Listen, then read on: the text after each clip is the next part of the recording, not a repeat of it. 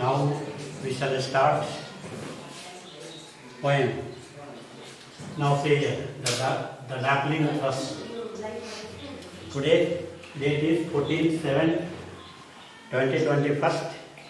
Class 12 RC poems. Bravery is the textbook. Now we shall see today this poem. It is written by Thomas Hardy. For class 12 arts, we haven't done, you can say, even a single poem. Last year I was doing The Tempest. We shall start also The Tempest after this, and we shall start also short stories. Syllabus. Syllabus, you can say, you are given only 4 poems and 4 short stories, and then from The Tempest we have only 3 acts. Act 3, Act 4 and Act 5. Now see here, in this poem, the Darkling Thrush. Thrush means, you can say here, Thrush means bird. And Darkling, it is approaching evening. So in the evening, a bird comes and sits, you can say, on a branch of a tree, just above the, you can say here, the speaker, and the speaker is the poet. The poet is standing at the gate of the forest. Coppice means forest. And here see, you have what you call that, 2 things are compared. It is called a metaphor. The poet has used a figure of a speech, and it is called metaphor. In metaphor, there is a hidden comparison. Comparison, you can say, is not clear. In simile, the comparison is quite clear. Like I give you one example. See, he fought like a lion in the battlefield. He fought like a lion. The comparison, you can say, is quite obvious, quite clear. He and lion both are compared, and he fought like a lion in the battlefield. So both are, you can say, compared. Here metaphor. Metaphor, you can say, it is difficult, okay, because comparison is hidden. See, for example, he was the lion in the battlefield. He was the lion in the battlefield. He was the lion in the battlefield. So there is, you can say, hidden comparison. So here you have metaphor. There is a hidden comparison. And what 2 things are compared? 2 things are, the poet compares. Here see, loss of faith in God and in nature. The loss of faith in God, as well as, you can say, nature of English people in England in 19th century. So loss of faith in God and in nature, okay, these things are compared to here barren landscape. That is the central idea. You see here, theme you have central idea. Okay, first theme is nature. Okay, the death of hope in 19th century. The death of hope in 19th century. Okay, for having lost faith, you can say, in God and in nature. The English people have lost their faith, you can say, in God as well as in nature. Okay, here you have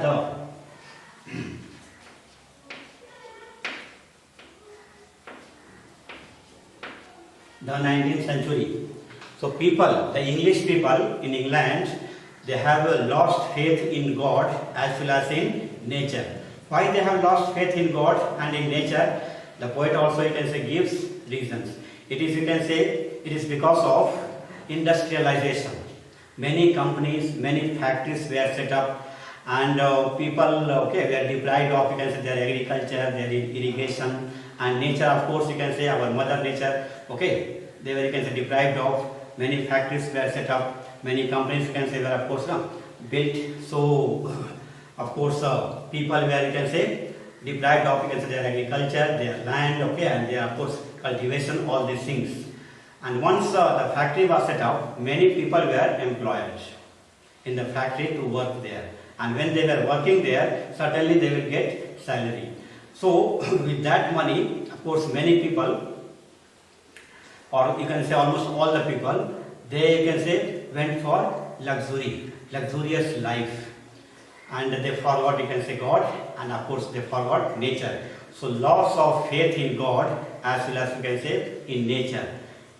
Okay, this is you can say here first theme. Second theme you can say is of course search for meaning. We shall see later on that one. So here you have first central idea. The poet is comparing these two things: the loss of faith in God as well as you can say in nature. So people of England, the English people, have lost their faith in God as well as in nature. Okay. Now say here, for having, okay here, lost faith in God and in nature, poet depicted this. Now say here, poet depicted this through a barren landscape. Now say here, loss of faith, okay. For having lost faith, you can say in God and in nature. This, okay, is compared to here, of course, it's depicted through barren landscape. He compares both barren landscape and people's, you can say here, loss of faith, you can say, in God as well as in nature. Okay. Now see, here whole poem, you can say, talks about only that. People have lost their faith in God and in nature, and these, you can say, ideas, these two, you can say here, these two ideas, loss of faith in God as well as in nature, okay, the poet, you can say, has compared to this, of course, barren landscape. Okay, so he has depicted, you can say, loss of faith in God as well as in nature through barren landscape. Barren landscape, you can say here, see, landscape, you can say it is like evening time, and the entire land, you can say, is of course looking like a corpse. Corpse means dead body, and it, you can say, is quite gloomy. The poet is also, you can say, of course, very sad. He is of course he has no hope. He has no hope. So of course he describes, you can say, a barren landscape. Okay, and of course now he compares people's loss of faith, you can say, in God as well as you can say in nature. Okay, that is what we are going to see in this poem. Now say here, the darkling thrush. Okay, darkling means darkness. Thrush, I told you can say a bird. Alright. So the poet, you can say, is in the evening standing at the gate, you can say, of a forest. And there he looks, you can say, around himself. He sees, you can say, his surroundings. Okay, covered, you can say, with, of course, ice, snow. And of course it appears, you can say, of course, quite gloomy. No hope, no enthusiasm, no cheerfulness. And you can say he's feeling quite, you can say, quite cold, the poet. And other people, those who were there, they went home. They went home with, of course, with a ghostly, you can say, thoughts, to go to their house and warm their body near the fire. Okay, the poet, you can say, he's standing there and thinking all these things. He compares, you can say, this loss of faith, you can say, in God, as well as you can say nature, okay, of people. And of course he compares this one to this barren landscape. And there what happens here, towards the end, what he finds, that one bird comes, you can say, suddenly appears and sits on the branch of a tree just above himself, just above the poet. Okay, on a twig, or you can say rather a branch of a tree, it, you can say, sits there. Sits and sings profusely a song. And here, that sings, you can say, full-throatedly a song, and that of course brings, you can say here happiness or hope, you can say, in the poet's heart. Actually, you can say here happiness. So here there is a slightly, you can say here, hint, okay, or you can say reference to biblical, Bible or biblical reference to Christ. So when the bird came and sang, you can say, a song, of course in that, you can say, gloomy area, okay, in that, you can say, gloomy place in the evening, when there was, you can say, we can't expect, you can say, anything, the poet cannot expect anything from that, you can say, of course, gloomy barren lands covered, you can say, with ice, okay, and no enthusiasm. That time the bird, there is no reason, okay, why the bird came and sat, you can say, on the branch of a tree and started singing a song. Okay, and that song, of course, you can say, gives, you can say, a personal happiness in the poet's heart. That is the second you can say theme. Second theme you can say is any meaning that a new beginning might you can say bring with, it is nowhere to be found. Any new beginning might bring you can say in the life of people. Okay, is nowhere to be found. But this bird comes and sits you can say on the branch of a tree and sings you can say a song. Of course, that you can say gives you can say happiness or hope you can say hope in life of people in England. That is what the poet you can say has imagined and he has depicted. Okay, in this poem, the Darkling Thrush. Okay, this poem was of course you can say written you can say in the 19th century. He refers to the poet Thomas Hardy refers to 19th century. Okay, now see here. The entire poem has portrayed a bleak picture. The entire poem, okay, this the Darkling Thrush has you can say portrayed, okay, has you can say portrayed, given you can say description you can say here of a bleak picture. Bleak picture you can say very sad, gloomy, okay, like dead body, corpse, no you can say happiness, no vegetation, okay, you can say in the landscape, you can say it looks as if there is no hope, no happiness, no meaning you can say in the life. Okay, so the entire poem has portrayed a bleak picture of nature. Bleak picture, gloomy you can say picture you can say of nature, and the gloom is emphasized, okay, for more than the joy, and the gloom you can say is emphasized in the poem more than the joy. Okay, then you can say it's more you can say of course sadness, sorrow, okay, no happiness, no enthusiasm, no hope you can say in life, and people you can say require a powerful force to have faith you can say in that power. So people have lost faith you can say in God, so they require you can say one powerful force. So here see, that is what you can say here, in the poet you can say here says here, the entire poem has portrayed you can say bleak picture you can say of nature, bleak picture, okay, gloomy you can say here picture of nature, or you can say barren land, or you can say the entire atmosphere or surrounding you can say is appearing like you can say corpse. Corpse means dead body. Okay, and the gloom is emphasized. Gloom you can say here, of course, sadness, okay, sorrow, no happiness, no hope. So gloom is emphasized for more than the joy. Okay, no joy at all you can say in life. Only gloom you can say is emphasized. No you can say joy you can say is here of course mentioned you can say in the poem. When the poet, when the bird comes and sits and starts singing a song, that time of course you can say there is of course you can say joy, happiness you can say in the poet's heart, and you can say there is not.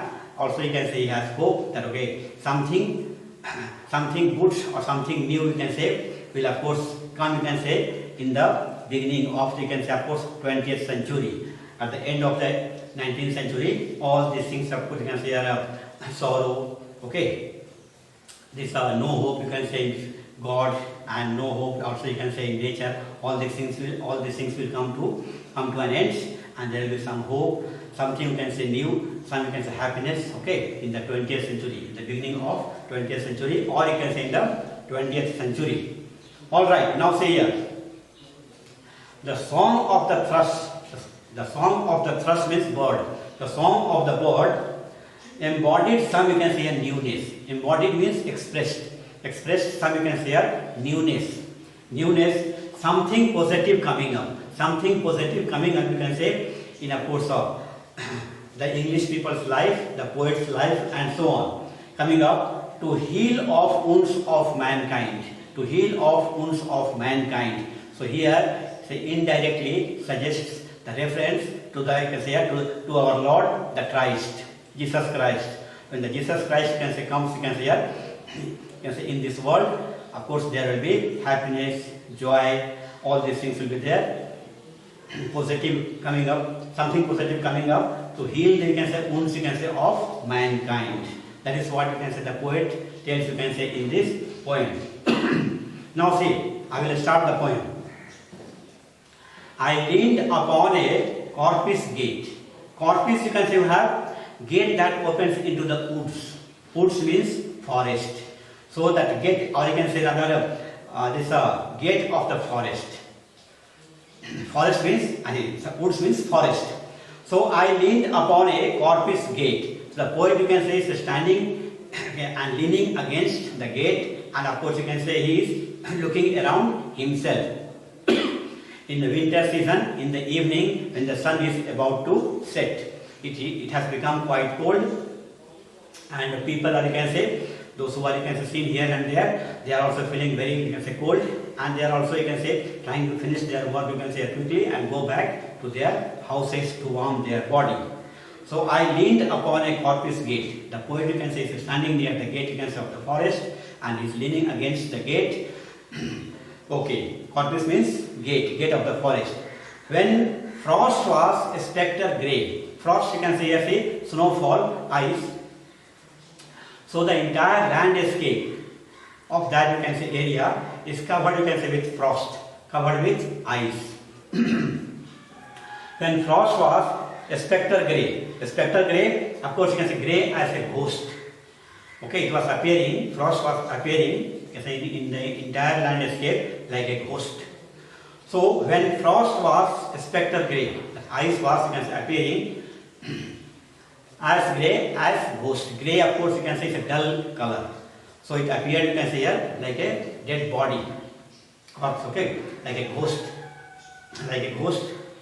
grey as a ghost. And winter's dregs made desolate. And winter's dregs will have something left over. Something left over. See, in the evening, what the sun, you can say, of course, the sun is going to set. So in the evening, whatever you can say is left over, okay, that you can say is, of course, seen there.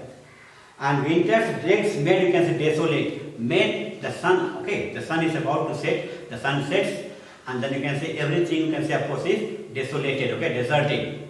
And the entire landscape, I told you, looks quite gloomy, deserted. It looks like, you can say, here, in grey in color, as grey as a ghost, or you can say corpse, like a dead body.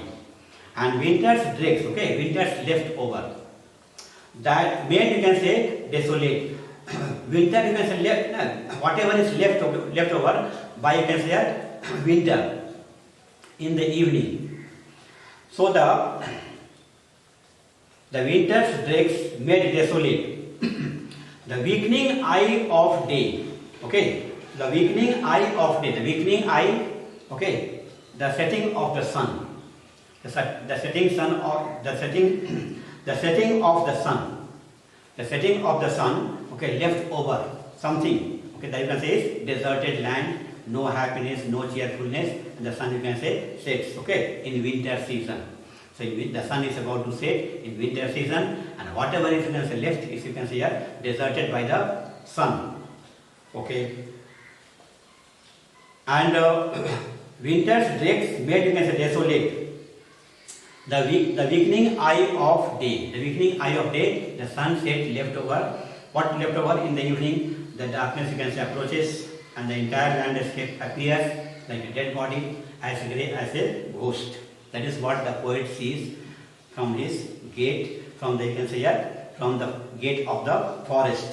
Now see what you can say here. The poet says, the twangled vine stems scored the sky. The twangled, okay, twisted. You might have seen, you can say, a climbing plant, and they, you can say, they will be, you can say, of course, twisting around, twisting each other. The twangled vine stems, you can say here, dried out, you can say, stems, climbing plants, dried out. Okay, they scored the sky, they covered the sky. Okay, here they, like, you can say, bush. And on the bush, you can say, you see climbing plants, they have, you can say, here, intertwined, and they have, you can say, here, of course, covered the sky. The poet is not able to see, you can say, the sky because the sun has set, and it is, you can say, winter season, so the sky is not clear. And before that, here see this pine, you can say, here, of course, vine stems, the twangled vine stems cover the, you can say, of course, the sky. It appears like that. Then see here, like strings of broken lyres. Now see, the poet, you can say, looks up and he sees, you can say, those, you can say, of course, strings, okay, here. I mean, these climbing plants, broken and hanging, okay, above him, or you can say from the branch of a tree. So the poet, you can say, feels as if the musical instruments, you can say, string, you can say, is broken, and you can say it is useless. It doesn't, you can say, produce any sound, no happiness. So once you can say, you look at, you can say, of course, a new, or you can say beautiful this musical string as a musical instrument, you become, you can say, or it gives happiness, okay, to people that okay, something, okay, here, something new, something good is going to take place. But when the poet, you can say, looks up, he sees, you can say, all, you can say, hanging, of course, the vine stem, you can say, of course, you can say, vine stems, of course, dried, you can say, trees, I mean, dried branches, or you can say climbing plants, you can say, dried climbing plants, broken, and you can say, hanging from there. So the triangle vine stems escort the sky, okay, like strings of broken lyres. Lyre, you can say, of course, you can say, have musical instruments, okay, musical instruments like a small harp. So on the musical instrument, the string, you can say, is broken like that. Yes, the climbing plants, when they go up, they are, you can say, dried up, and they are, you can say, broken, and they are, you can say, hanging from there, and they have covered, you can say, entire sky. So the poet, you can say, is not able to see the entire sky. It looks once again here quite gloomy, and there is no, you can say, happiness, you can say, in the poet's heart. So he compares loss of faith in God as well as, you can say, in nature. So like strings of broken lyres. And all mankind that haunted nigh. All mankind, those who can say, who are, you can say, in that area, maybe far and near. All mankind that haunted nigh. Okay, they were, of course, you can say, worried. They looked, you can say, worried. It was, you can say, evening. That we can say in the winter season. It was very cold. So they looked, you can say, worried, and they were, you can say, near, far or near, okay, had sought their household, you can say, fires. They wanted, you can say, finish, or they were, you can say, rushing towards, you can say, their homes to be near the fire and warm their body. So that is what, you can say, we have seen, you can say, in this first stanza. So for today only this much. We shall start, or we shall continue tomorrow, next time. Okay, bye. Now enjoy